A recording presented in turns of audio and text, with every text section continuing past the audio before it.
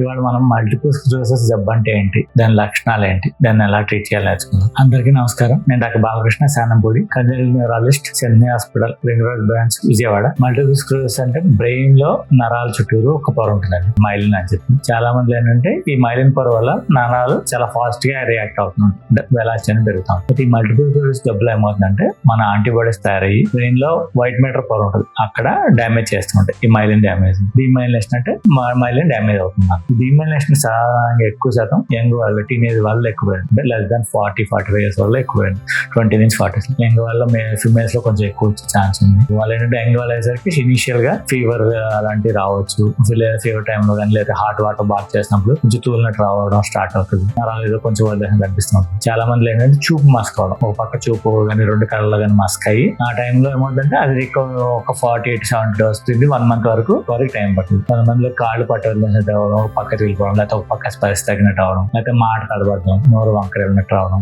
ఇలాంటివి రావచ్చు. నడుస్తున్నప్పుడు ఒక పక్క చూలినట్టు ఉంటుంది, చేతుల నుంచి వస్తువులు జారిపోవడం లాంటివి ఉండొచ్చు. వీళ్ళలో ఏంటంటే పెర్మిటిస్ ఫినామినన్, మెడ ఉంచినప్పుడు కానీ సడన్ గా నడుము ముక్కలో కూడా షాక్ కొట్టినట్టు అలాంటివి కూడా జరుగుతుంది. కొంతమంది యూరిన్ కంట్రోల్ తప్పడం, మోషన్ కంట్రోల్ తప్పడం, లేకపోతే మోషన్ పాస్ చేయలేకపోవడం లాంటివి కూడా రావచ్చు. ఇది సాధారణంగా ఈ జబ్బు వ్యాక్సిన్ అంటే రిలాప్సింగ్ రెమిటిక్ అనే డిసీజ్ ఉంటుంది. ఇందులో ఎక్కువ శాతం మందిలో రిలాప్సింగ్ రెమిటిక్ అంటే కొంత డిసీజ్ వస్తుంది, కొంచెం తగ్గుతుంది, మళ్ళీ కొంత వస్తుంది, తగ్గుతూ ఉంటుంది. అలా మల్టిపుల్ ఎపిసోడ్ వచ్చేసరికి వాళ్ళ డిపెండెన్స్ బెడ్ రిటర్న్ అయ్యే ఛాన్స్ పెరిగిపోతుంది. సో అలా కాకుండా ప్రైమరీ ప్రాసెస్ ఇది ఏంటంటే కొంచెం సివియర్ వేరియంట్. బట్ ఏదైనా సరే ఈ మల్టిపుల్ స్క్లెరోసిస్ ఏంటంటే బ్రెయిన్ ని, వెన్నెముకని అన్నింటినీ కూడా ఎఫెక్ట్ చేస్తుంది. ఇలా ఏంటంటే ఇమీడియట్ మనం చూసేది ఐ చెక్ చేస్తాం, విఈపి విజువల్ ప్రొటెక్షన్ చూస్తాము, ఐలో చేంజెస్, ఆప్టిక్ అట్రోఫీ లాంటివి ఉన్నాయని చూస్తాం. అండ్ బ్రెయిన్ పరంగా అయితే పెరివెంట్రికులర్ డీమైలినిటీ చేంజెస్ అంటాం. అలాగే వెన్నెముకలో కూడా ప్యాచీగా ఎన్హాన్స్మెంట్, కాంట్రాక్షన్ అని రావచ్చు, ప్యాచీ డీమైలినిటీ చేంజెస్ రావచ్చు. ఎంఎస్ లో అంటే క్లాసిక్ ఎంఎస్ ఉంటాయి, కొన్ని అదర్ డీమైలినిటీ డిసీజ్ అనే అన్నబో మాగని కూడా ఉన్నాయి, తర్వాత డిస్కస్ చేద్దాం.